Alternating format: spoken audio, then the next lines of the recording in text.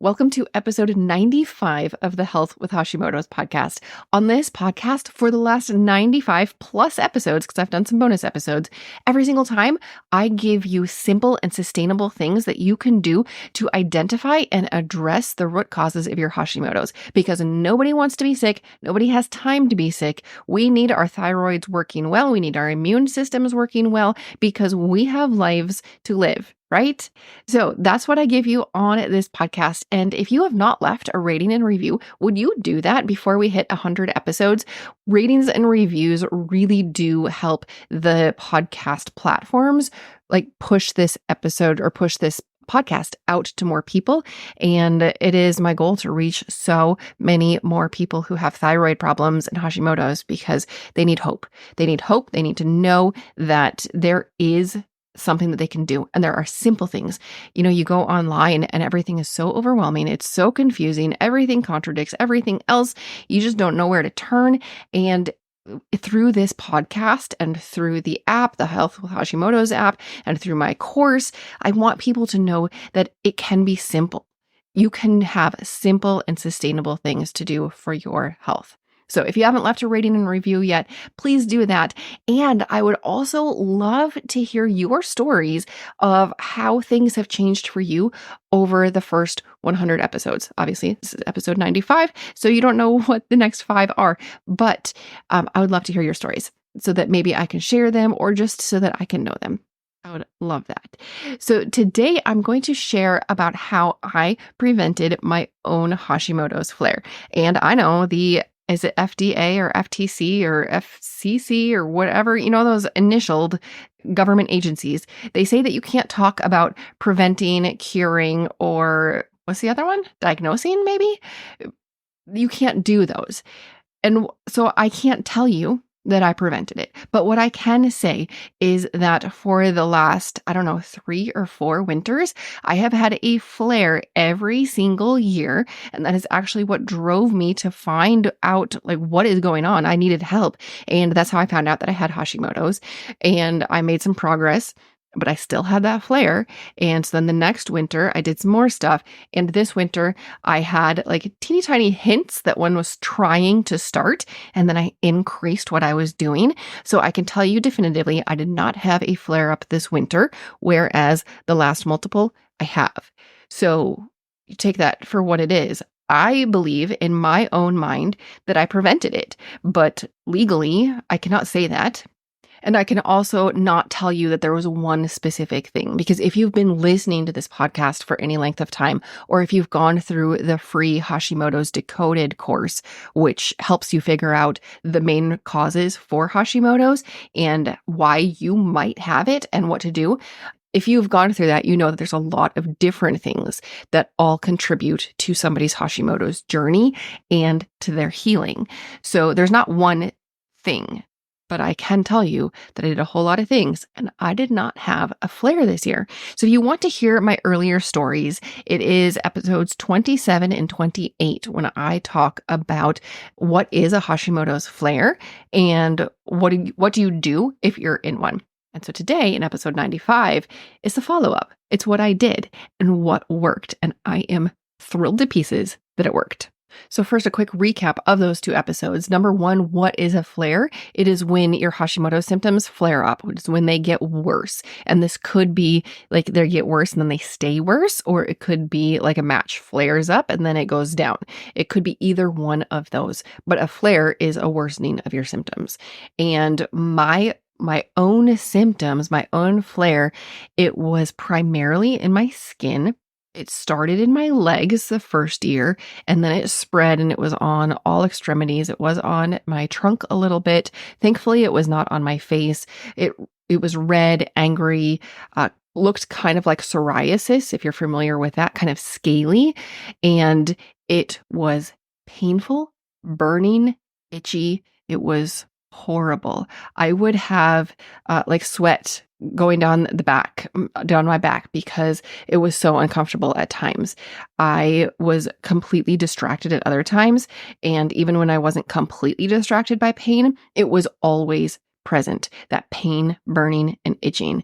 It was horrible. My husband would get frustrated, not at me, but on my behalf, like because I was clearly so uncomfortable and interfered with everything. It interfered with my, like, being a wife, being a mom, being a homeschool teacher, being a business owner. It interfered with every single aspect of life.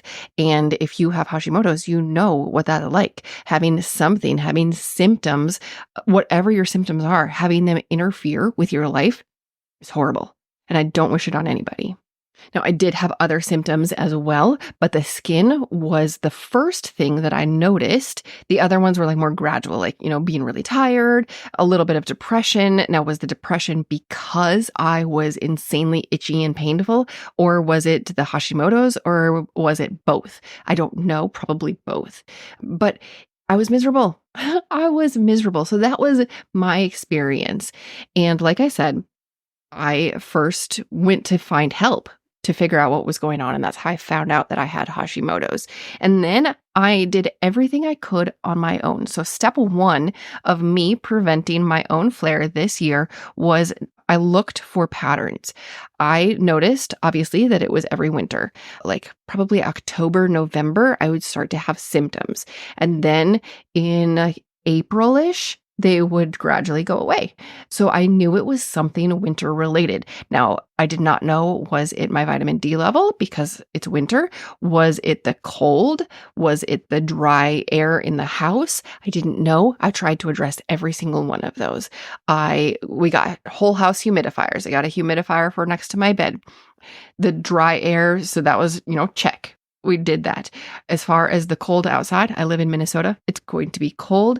I also live in a house full of males, and physiologically, males run warmer than females. And then when you throw Hashimoto's into the mix too, well, I'm not going to heat the house so that the other 5 members of my household are uncomfortable and dying of heat.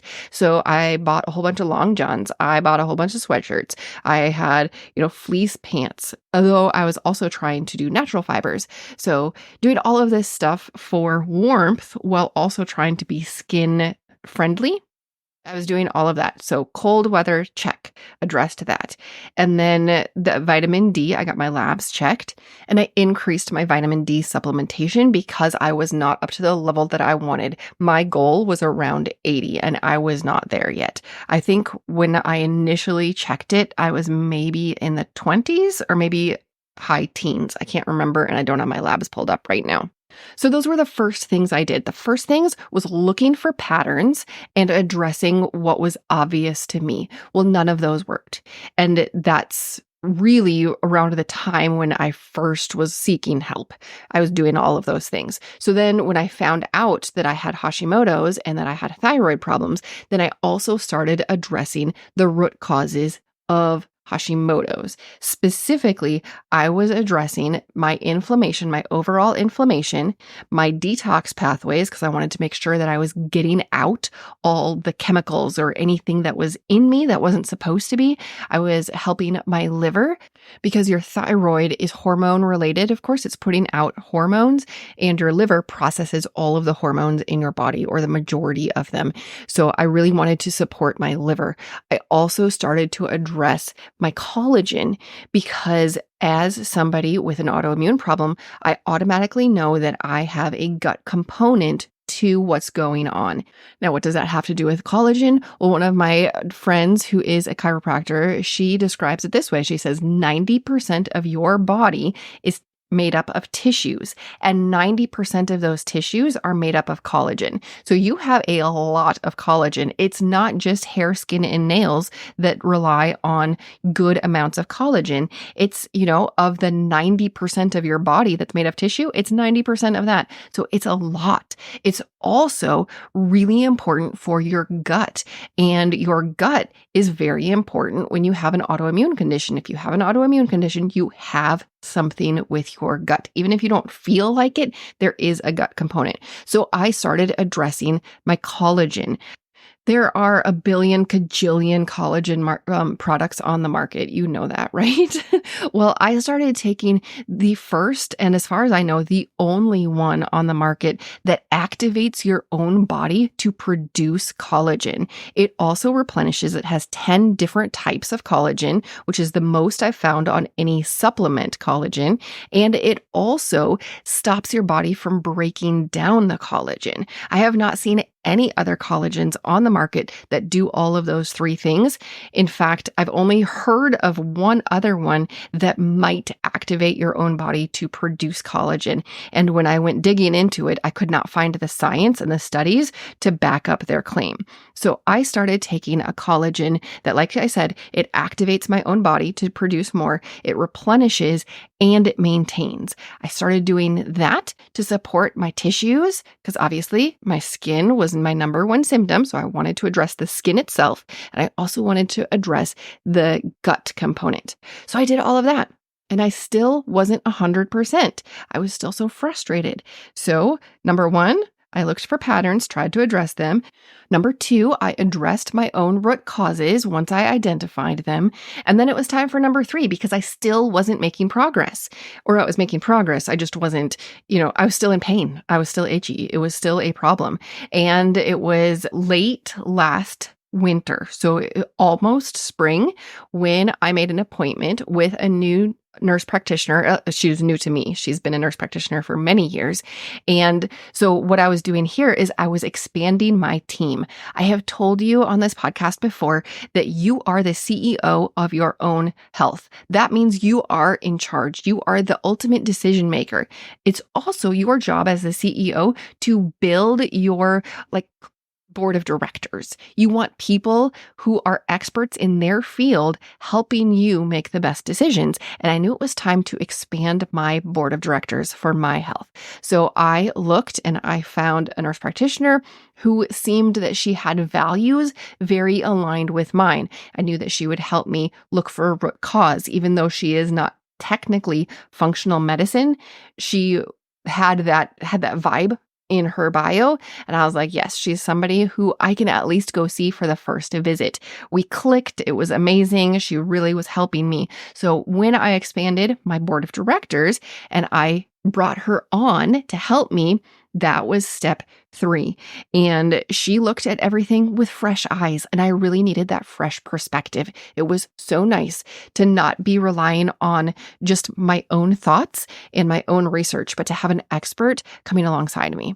So she looked and she heard my whole story. She looked at my labs. She had me do some additional labs, and she recommended a couple things. She wanted me to do more anti-inflammatory stuff with my diet.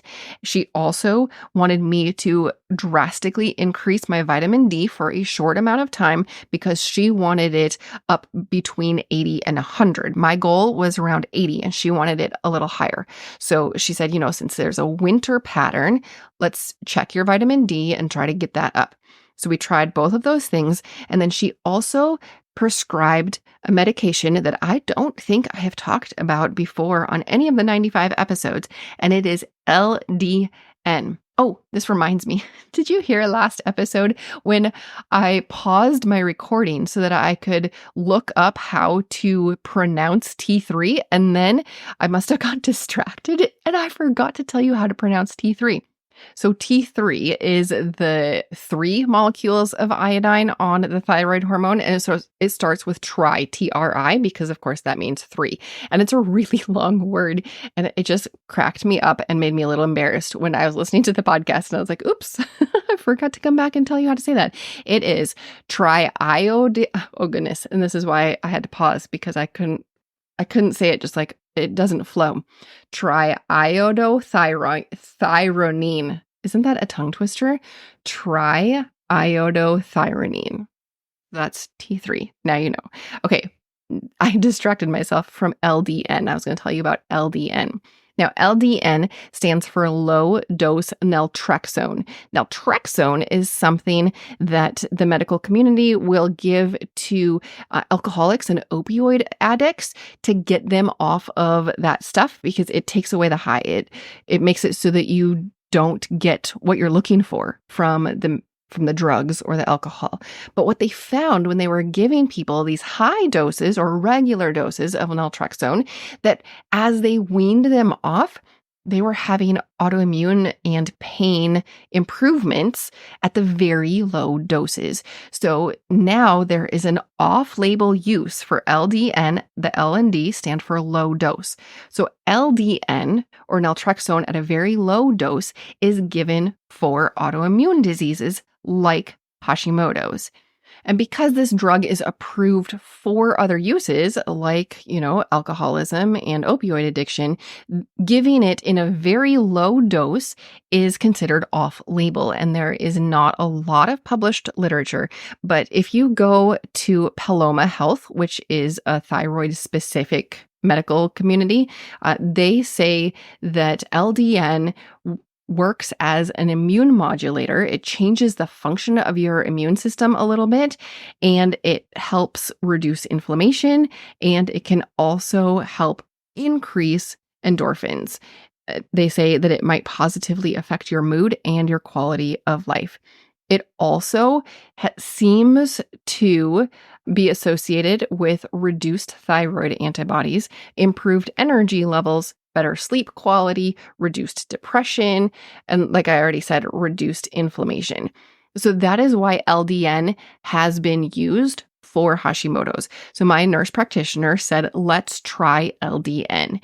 And then we both kind of got a laugh out of it because I was talking to her, like I said, in the very late winter. And she said, we're not going to know if what I'm telling you works. We're not going to know if what I'm prescribing and the lifestyle changes that I am telling you to do, we're not going to know if they work because you always get better in the spring. We're not going to know until a year from now.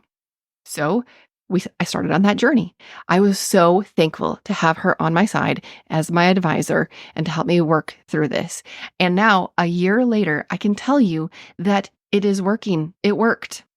So doing the different things that I was doing, addressing the patterns, trying to stay warm, humidifying the house, things like that, addressing my own root causes absolutely was beneficial. And then partnering with somebody who had expertise that was beyond me and who could prescribe, that was also helpful. So a combination of all of those things. And I went into the winter still a little nervous. And then my legs started to have a little bit of that skin stuff that I noticed. And so I contacted my nurse practitioner. We talked again, and she increased my LDN dose just a smidge. It's still a very low dose, to stay with the L and D low dose, but it was a little bit more, and it worked. I had no symptoms. I did notice that if I tried to stop taking my LDN, then my skin would start to flare up. So I knew that that was key for me. I also knew that the other things I was doing, I had to continue doing them because they made a difference back before I started the LDN. So like I said, there's not one thing that I was doing. There's not one thing that you're going to do that's going to make the difference. It's a collaboration of so many different things because you are a whole person: body, mind, spirit, diet, environment, and they all come together to create your health, and they all interact with each other. So you really have to address everything, even though you can do it simply. You can do simple and sustainable things.